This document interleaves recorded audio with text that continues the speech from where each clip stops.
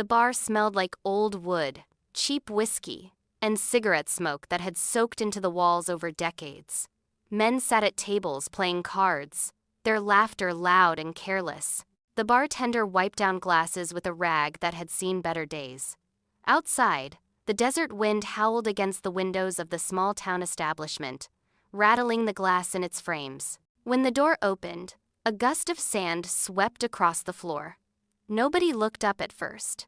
Strangers wandered into Jake's bar all the time, mostly drifters looking for a drink before moving on to wherever the road took them next. But then the conversations began to die down, one table at a time, like dominoes falling in slow motion. She stood in the doorway, silhouetted against the fading sunlight.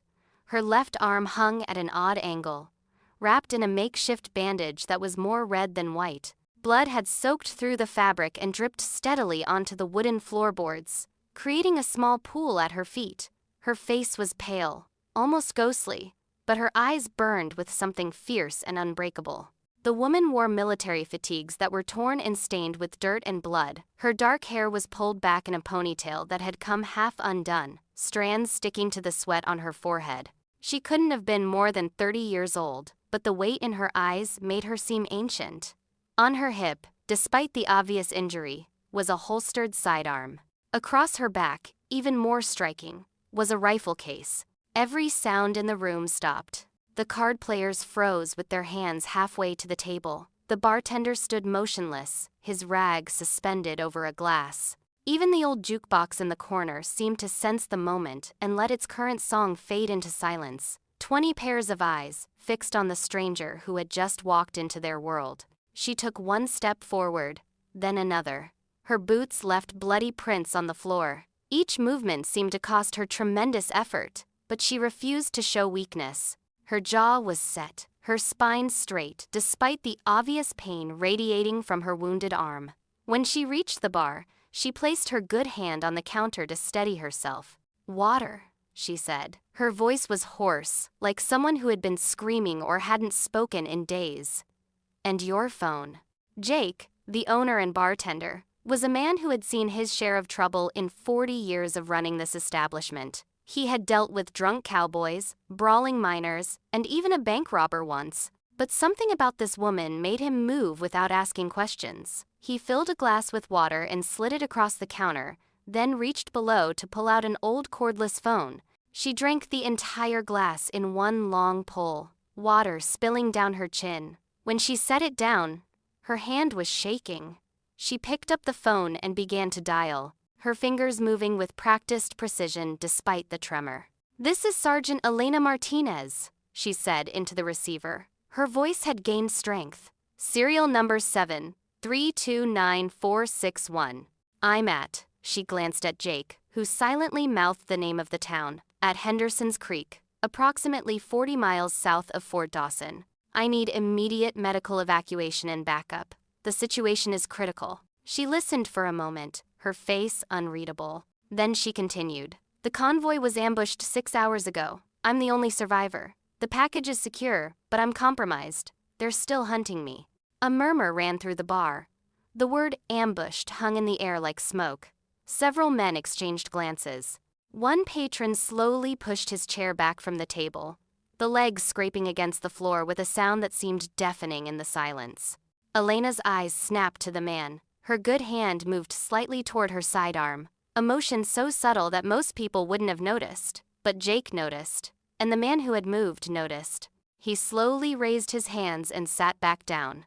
Into the phone, Elena recited coordinates and tactical information that meant nothing to the civilians listening, but everything to whoever was on the other end.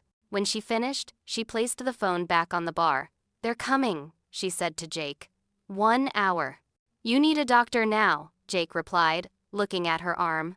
The blood was still flowing, though slower now. "You're going to bleed out before they get here." "I've had worse," she said it, matter-of-factly, like she was discussing the weather.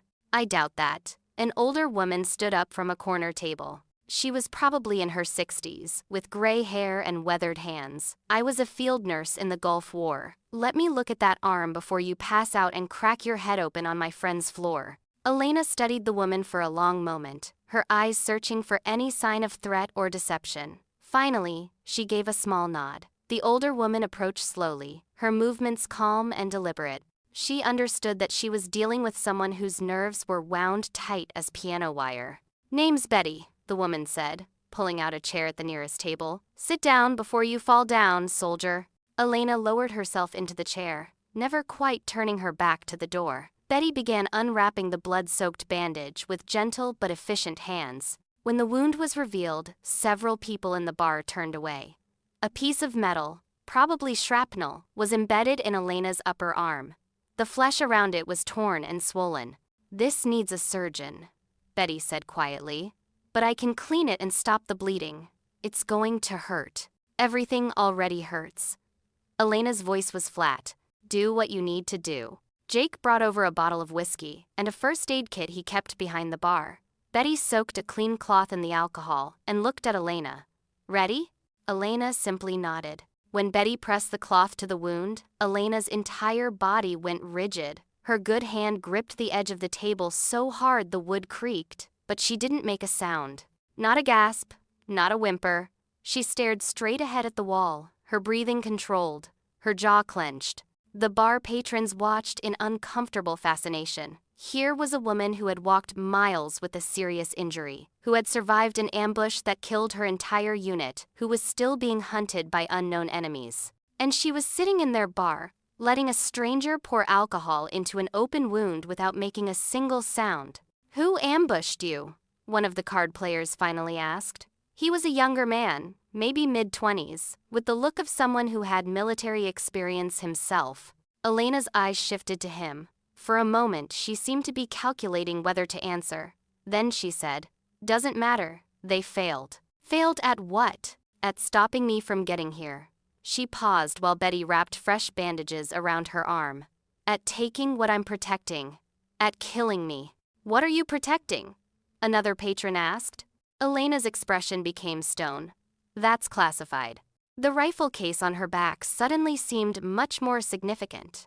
Every person in the bar was now aware that this woman had walked through hell carrying something important enough that people had died for it. Important enough that someone had ambushed a military convoy in American territory. "Are we in danger?" Jake asked the question everyone was thinking. "Are these people who attacked you going to come here?" Elena considered this. Her honesty was brutal. "Possibly. Probably. Even. They've been tracking me. I tried to lose them in the desert, but they're persistent." She looked around the room at the frightened faces. If anyone wants to leave, now would be the time. Nobody moved, not because they were brave, but because they were frozen with the sudden realization that they had become part of something much bigger and more dangerous than their ordinary lives. "How many are there?" the young veteran asked. "I counted 6 when the shooting started. I took down 2 before I had to run. So 4. Maybe more if they called for backup."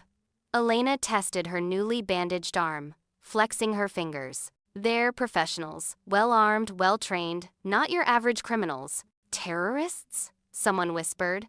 "I can't discuss operational details," Elena replied, but her lack of denial was answer enough. The room fell silent again. Outside, the wind had picked up, throwing sand against the windows. The sun was setting, painting the desert sky in shades of orange and red. Darkness would be falling soon. Jake moved to the front door and locked it. Then he went to the back door and did the same. "We have about 40 people in this town," he said. "Most of them are in their homes right now. Should we warn them?" Elena thought about this. If you cause a panic, people will run. If people run, they might run straight into the people hunting me. Safer to keep everyone inside and quiet until my people arrive. "And if the bad guys get here first?" Betty asked, finishing with the bandage. Elena's hand rested on her sidearm. "Then I do my job." She looked at the young veteran. "You serve?" "Marines. 2 tours in Afghanistan." "Know how to shoot?" "Yes, ma'am." "Anyone else here have weapons training?" Elena looked around the room. 3 other men raised their hands. Jake pulled out a shotgun from behind the bar. "I've got this and a hunting rifle upstairs." "Good." Elena was shifting into command mode. "We have an hour before extraction. Best case scenario, nothing happens and a helicopter picks me up. Worst case, we have to hold this position against hostile forces." One of the card players stood up abruptly. I didn't sign up for this. I'm just here for a drink. Sit down, Elena said. Her voice wasn't loud, but it carried absolute authority. You walk out that door, you're on your own in the dark with trained killers, possibly in the area. Your odds are better in here. The man sat down. Elena turned to the young Marine. What's your name? Cooper. James Cooper. Cooper, I need you to watch the back door. Jake, you watch the front. Everyone else, stay away from the windows and keep quiet. She pulled her sidearm and checked the magazine. Hopefully this is just a precaution. Betty touched her shoulder gently. You should rest. You've lost a lot of blood. I'll rest when I'm dead, or when I'm back on base. Elena stood up, testing her balance. She was steadier now, the water and Betty's first aid having helped. Thank you for your help. Just doing what I can. Betty returned to her table, but kept watching Elena with concerned eyes. The minutes ticked by slowly. The atmosphere in the bar was thick with tension. People spoke in whispers if they spoke at all. Some prayed quietly. Others simply stared at the wounded soldier who had brought war to their doorstep. Elena positioned herself where she could see both doors and the windows. Her eyes constantly scanned, looking for threats. Her injured arm was tucked close to her body, but her shooting hand remained ready. 30 minutes passed, then 40. The sun had fully set now, and darkness wrapped around the building like a blanket. Jake turned off most of the lights, leaving only a few dim lamps burning. In the semi-darkness, Elena seemed less human and more like a guardian angel, standing watch over strangers she didn't know but had silently sworn to protect. Then Cooper hissed from his position by the back door. Movement outside. I saw something. Everyone froze. Elena moved to the window, staying low and to the side. She peered out into the darkness. For a long moment, there was nothing. Then she saw it too, a shadow moving between buildings, too deliberate to be an animal or the wind. They're here, she said quietly.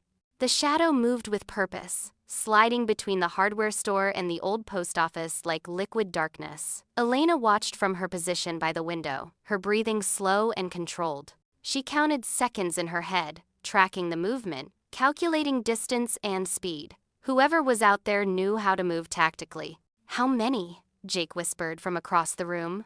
Can't tell yet. At least one, maybe more, using the buildings for cover. Elena's eyes never left the window. Kill all the lights. Now. Jake moved quickly, switching off the remaining lamps. The bar plunged into darkness. A woman near the back let out a small gasp of fear, quickly stifled by her companion's hand. In the blackness, Elena could hear breathing, rapid and shallow. Fear had a smell. She had learned that years ago. It smelled like sweat and adrenaline. Her eyes adjusted to the darkness. Outside, the street was illuminated only by moonlight and the single street lamp at the corner that the town had installed last year. It cast long shadows that moved with the wind, making it harder to distinguish real threats from phantom ones. Cooper, Elena called softly. Still clear at the back? Nothing moving back here, he responded, his voice steady. The Marine training was coming back to him, pushing down the civilian fear. Minutes crawled by. Elena remained motionless, a statue carved from determination and duty. The rifle case on her back suddenly felt heavier. Whatever was inside it, people had died to protect it. Her friends had died. Martinez had been with her unit for 3 years. They had celebrated birthdays together, complained about military food, shared stories about home. Now Martinez was dead, along with everyone else in that convoy. She pushed the thoughts away. Grief was a luxury she couldn't afford right now. Grief made you slow, made you careless. She needed to be sharp. Another shadow moved, this time on the opposite side of the street. Then another. Elena's jaw tightened.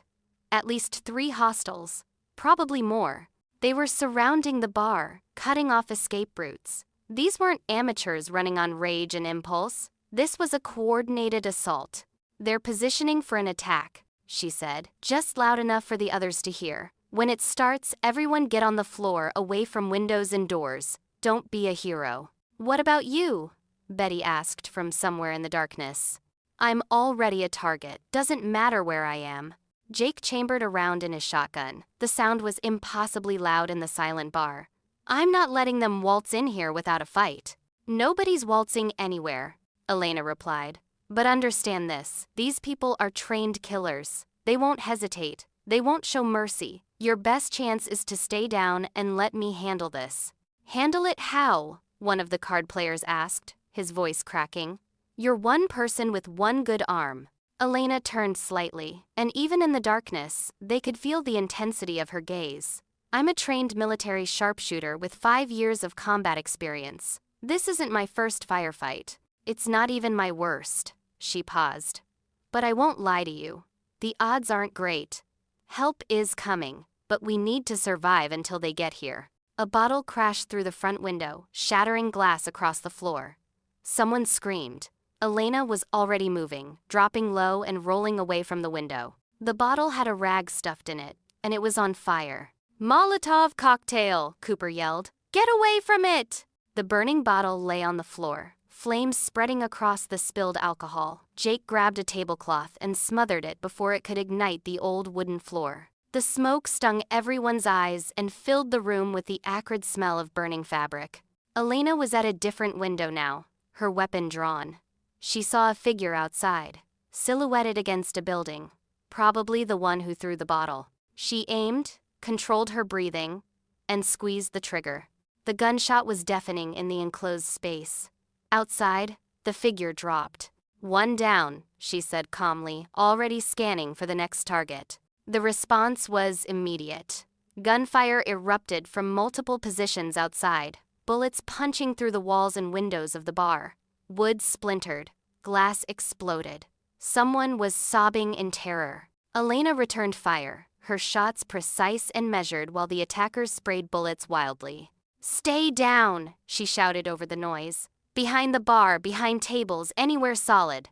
Cooper crawled to a position by the back door, Jake's hunting rifle in his hands. When a shadow appeared at the back window, he fired. The shadow disappeared. The firefight lasted less than a minute, but it felt like an eternity. Then, as suddenly as it started, the shooting stopped. The silence that followed was almost worse than the noise. Elena quickly reloaded, her hands moving on muscle memory. Her wounded arm was screaming in pain, but she ignored it. Sound off, she commanded. Anyone hit? Voices came out of the darkness, shaky, but alive. I'm okay. Not hit. I'm good. We're fine here. 2 hostiles down, maybe 3, Elena said, still watching the windows. But there are more. They'll regroup and try again. Betty crawled over to where Elena was positioned. Your arm is bleeding again. The stitches I put in aren't holding. Doesn't matter. Elena didn't look away from the window. It matters if you bleed out before help arrives. Then patch it again, but do it fast. Betty worked quickly in the darkness, her experienced fingers finding the wound by feel. She applied pressure, wrapped new bandages over the old ones. Elena didn't flinch, didn't make a sound, just kept her eyes on the street outside. How long until extraction? Jake asked, reloading his shotgun with shaking hands. Elena glanced at her watch. 20 minutes. Maybe less if they heard the gunfire and sped up. That's a long 20 minutes, Cooper muttered. Welcome to war, Elena replied. Hurry up and wait, then everything happens at once. The young man who had wanted to leave earlier spoke up from where he was, huddled behind an overturned table. Why are they doing this? What's so important that they're willing to kill all of us? Elena was quiet for a moment. Then she said, information, intelligence that could save thousands of lives or cost them, depending on who has it. My convoy was transporting classified materials to a secure facility. Someone found out and decided they wanted it more than we did. And they'll kill everyone in this bar to get it? Without hesitation. Elena's voice was cold, factual. To them, you're not people. You're obstacles. Collateral damage. They've already committed to this course of action. They can't leave witnesses. The weight of those words settled over the room like a heavy blanket. These people had been having an ordinary evening, playing cards, having drinks, trading gossip. Now, they were trapped in a war zone. Their lives depending on a wounded soldier they had never met before. There, Cooper said sharply. 2 more, coming from the east. Elena saw them. They were being more cautious now, using cover effectively, moving in coordination. They had learned that their target could shoot back accurately. One of them was carrying what looked like an automatic rifle. a weapon that could shred the bar's thin walls like paper. "That's a problem," Elena murmured. She unslung the rifle case from her back, wincing as the movement pulled at her injury. Inside was her primary weapon, a precision rifle that she had carried through 3 deployments. She assembled it quickly, the motions so familiar she could do them blind. "I need to get higher," she said. "Jake, is there a second floor?" "My apartment. Stairs are in the back." "Cooper, you have the ground floor. Anyone comes through a door or window, shoot them. Everyone else, stay down and quiet." She looked at Betty. "Thank you for the help." "Don't thank me yet. Thank me when you're safe." Elena made her way through the darkness to the back stairs, her rifle in her good hand. Each step sent jolts of pain through her injured arm, but she forced herself to move smoothly, quietly. At the top of the stairs was a small apartment, simple and neat. A window overlooked the main street. She opened it just enough to fit her rifle barrel through, then settled into position. This was familiar territory. She had done this 100 times before, finding the perfect angle, controlling her breathing, becoming one with her weapon. The pain faded into background noise. The fear vanished. There was only the target, the wind, the distance, and the shot. Through her scope, she could see them clearly now. 4 hostiles, all armed, all moving toward the bar. They thought they had the advantage of numbers and firepower. They didn't know they were being watched by one of the military's top marksmen. Elena adjusted for wind, for distance, for the slight tremor in her injured arm. She exhaled slowly, finding that perfect moment between heartbeats when everything was still. She fired.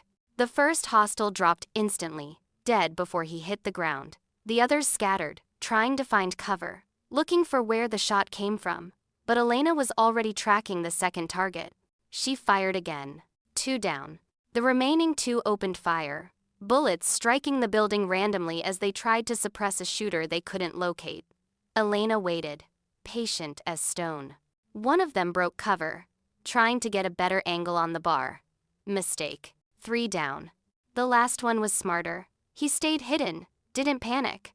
Elena could see just a portion of his shoulder behind a water trough. Not enough for a clean shot. They were at a stalemate. She couldn't hit him, and he couldn't move without exposing himself. Then, she heard it. The sound she had been waiting for. The deep thrum of helicopter rotors in the distance, growing louder. The extraction team was arriving early. The hostile heard it too. He made his choice, run or die trying. He broke from cover, sprinting toward a vehicle parked down the street. Elena tracked him, led him just slightly, and fired. 4 down. The helicopter appeared over the ridge, spotlight blazing, cutting through the darkness like a sword. It was a Black Hawk, heavily armed, with door gunners scanning for threats. The sight of it was the most beautiful thing Elena had seen in hours. She made her way back downstairs, her legs suddenly weak now that the immediate danger had passed. The adrenaline that had kept her going was draining away, leaving only exhaustion and pain. The helicopter circled the small town twice, its spotlight sweeping across buildings and streets, searching for any remaining threats. Elena could hear radio chatter from outside as the tactical team communicated, securing the area. She leaned against the wall at the bottom of the stairs, suddenly aware of how much blood she had lost. The world tilted slightly, and she fought to stay conscious. Betty was beside her immediately. "Easy now. Don't you dare pass out after everything you just did." "Not planning on it," Elena managed, though her voice sounded distant to her own ears. The helicopter touched down in the street outside, its rotors creating a windstorm that rattled the damaged windows of the bar. Within seconds, armed soldiers poured out, weapons ready, moving with the same precision Elena had displayed. They were her people, special operations, the best of the best. The bar door burst open. A soldier entered, weapon raised, flashlight cutting through the darkness. He swept the room, identifying threats, analyzing the situation in seconds. When his light found Elena, his posture relaxed slightly. "Sergeant Martinez," he said, lowering his weapon. "Good to see you alive." "Good to be alive, Lieutenant."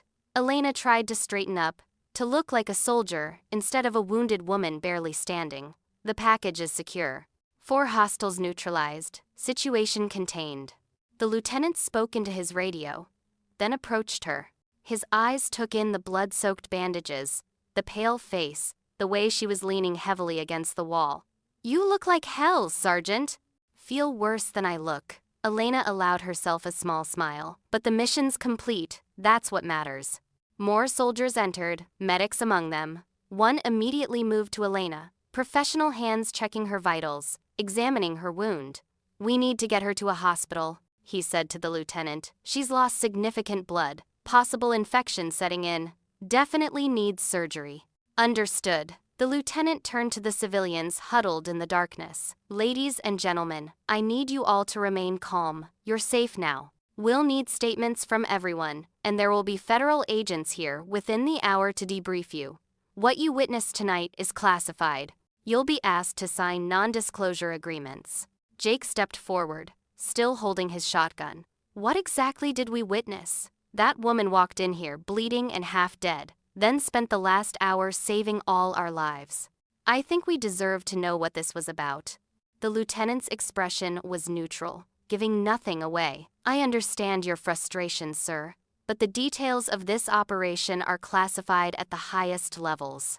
What I can tell you is that Sergeant Martinez was protecting national security interests. The people who attacked this bar were foreign agents attempting to steal classified intelligence. Thanks to her actions, they failed." "Foreign agents?" someone whispered. "You mean spies? Here? This is America," Cooper said quietly from his position by the door. "We like to think we're safe, that the battles happen somewhere else, but sometimes the war comes home." He looked at Elena with respect. "She stood between us and them. That's all that matters." The medic was preparing Elena for transport, starting an IV, applying fresh bandages. Elena's eyes were starting to drift closed, her body finally giving in to the trauma it had endured. But she forced them open, looking around the bar at the faces of the people she had protected. "Thank you," she said, her voice barely above a whisper. "All of you. For not panicking. For helping. For trusting me." Betty moved closer, taking Elena's good hand in both of hers. "You saved us. We should be thanking you." "Just doing my job, ma'am." "No." Betty's voice was firm. "Your job was to protect that package you're carrying. You could have hidden, waited for extraction in some abandoned building. But you came here, to a place full of innocent people, and you stayed. You put our lives above your mission. That's not duty, that's character." Elena didn't have a response to that. She had made a choice in the desert hours ago, when she could have gone in any direction. She had chosen to head toward the town, toward people, knowing it might put them in danger, but also knowing that she needed help, that she might not make it alone. Had it been the right choice? 8 people in this bar might have died tonight because she brought danger to their doorstep, but 8 people were alive because she had been here to defend them. The medic and another soldier carefully lifted Elena onto a stretcher. Every movement sent fresh waves of pain through her body, but she bit down on it, refusing to cry out. They carried her toward the door, toward the waiting helicopter and the medical care she desperately needed. As they passed through the bar, the people stood, not because anyone told them to, but because something in them recognized what they had witnessed. A soldier, wounded and outnumbered, who had stood her ground. A woman who had walked through hell and then stood in front of them when hell followed her home. Cooper saluted, his hand crisp and precise. Elena, flat on her back on a stretcher, somehow managed to return it with her good hand. Outside, the desert night was clear and cold. The helicopter's rotors were still spinning, the engines roared, drowning out all other sound. They loaded Elena into the aircraft, the medic continuing to work on her, calling out medical information to the flight crew.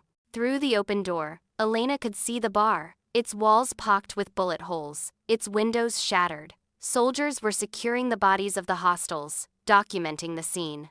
In a few hours, federal agents would arrive, and the whole incident would disappear into classified files. The people of Henderson's Creek would be asked to forget, to pretend this ordinary Thursday night had been just another ordinary night. But Elena knew they wouldn't forget. You couldn't forget something like this. Years from now, they would tell their grandchildren about the night a wounded soldier walked into their bar and changed everything. They would describe the firefight, the fear, the way she had stood between them and death without hesitation.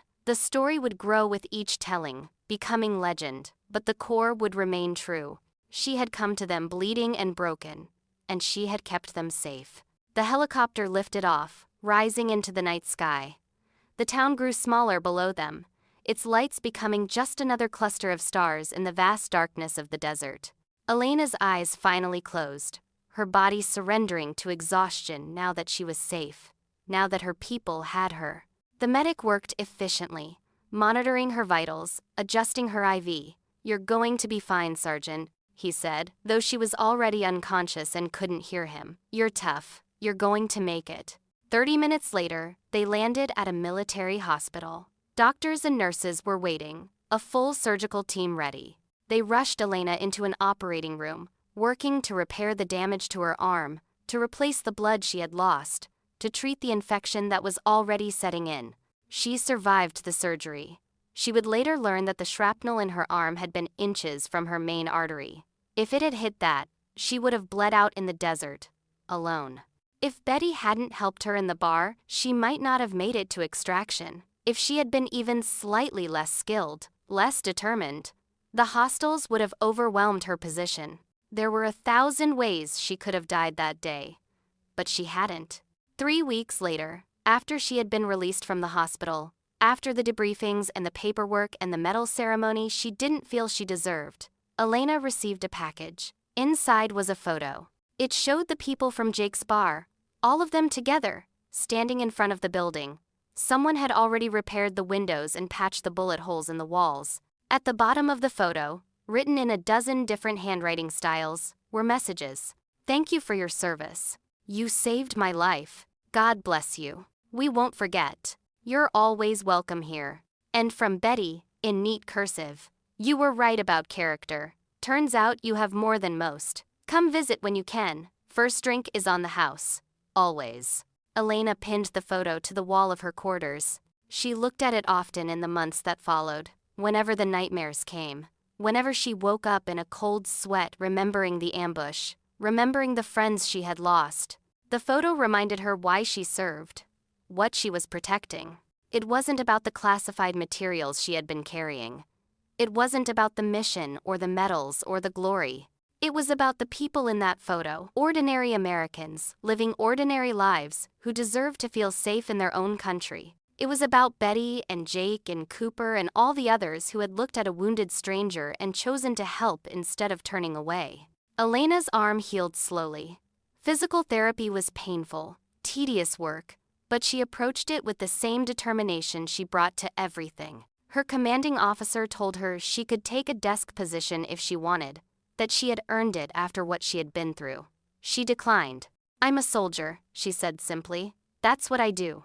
6 months after the incident at Henderson's Creek, Elena was back in the field, leading a new unit on a new mission. Her left arm had regained most of its function, though it ached in cold weather and she had lost some range of motion. She would carry the scars for the rest of her life, thin white lines on her skin that told a story she rarely shared. But when people asked about them, when new recruits wondered about the tough sergeant with the scarred arm and the distant eyes, the story would emerge. Not from Elena herself, she wasn't one to brag, but from others who had heard it. From the official reports that had been declassified years later. From the article in the military journal that detailed her actions that night. The story of a convoy ambushed in the desert. Of a soldier who walked miles with a serious wound, refusing to quit. Of a bar full of civilians who found themselves in the crossfire of something larger than themselves. Of a firefight against overwhelming odds. Of a woman who had stood her ground when every instinct must have been screaming at her to run. And always, the story began the same way. She walked in bleeding, carrying something precious, with death following close behind. And every sound in the room stopped.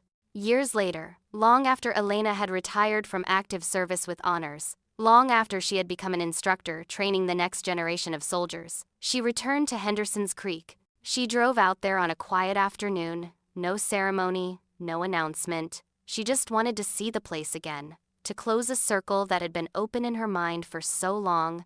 The town looked the same, maybe a little smaller in daylight without the drama of gunfire and helicopters.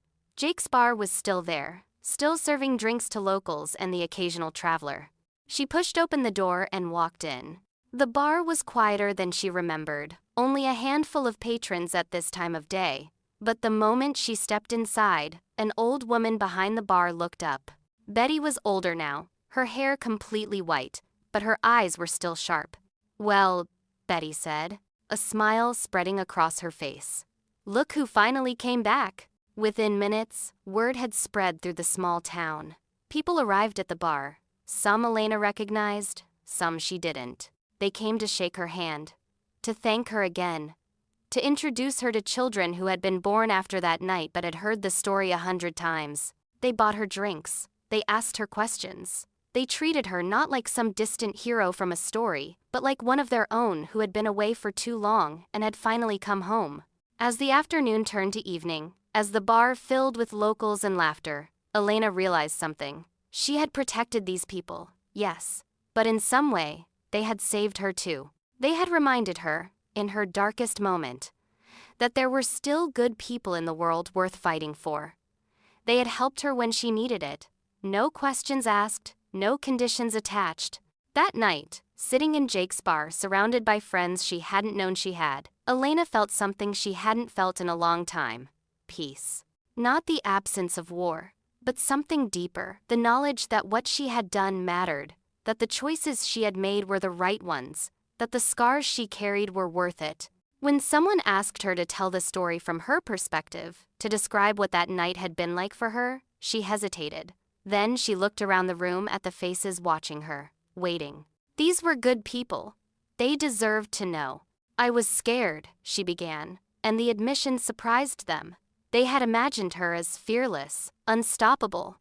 "I was wounded, exhausted, and I knew that dangerous people were hunting me. When I saw this bar, I had a choice. I could avoid it, try to make it alone to the extraction point. Or I could come here, get help, but possibly put all of you in danger." She paused, gathering her thoughts. "I chose to come here because I believed in you. I believed that Americans, when faced with a crisis, would step up. And you did, every one of you. You could have panicked, could have blamed me for bringing trouble to your town. Instead, you helped. You stood with me. And that's why we won that night. Not because of my training or my shooting. We won because we were together." The room was silent, everyone absorbed in her words. Then Cooper, who still lived in town and had become a deputy sheriff, raised his glass. "To Sergeant Martinez," he said, "who reminded us what courage looks like." "To Elena," others echoed, raising their glasses. She stayed in Henderson's Creek for 3 days, longer than she had planned. She met families, heard their stories, learned about their lives. The town adopted her in a way, making her an honorary citizen, insisting that she always had a place there if she needed it. When she finally left, driving back toward her life in the city, Elena looked in the rearview mirror at the town disappearing behind her. She had come there once as a stranger in crisis.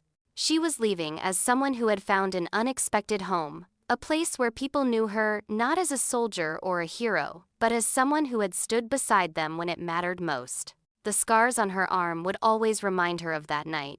But more than the pain, more than the fear, she would remember the humanity she had found in that small desert town.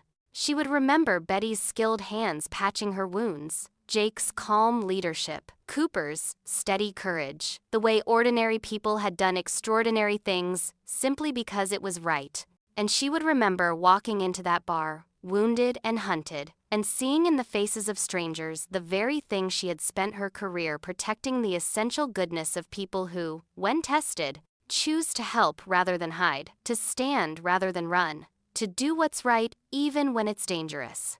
That was worth fighting for. That was worth every scar. That was why, even after everything, she would do it all again without hesitation. Because protecting people like that, protecting the world they lived in and the values they represented, wasn't just her job, it was her calling. And she would answer that call for as long as she was able, carrying with her always the memory of the night when every sound stopped and everything changed.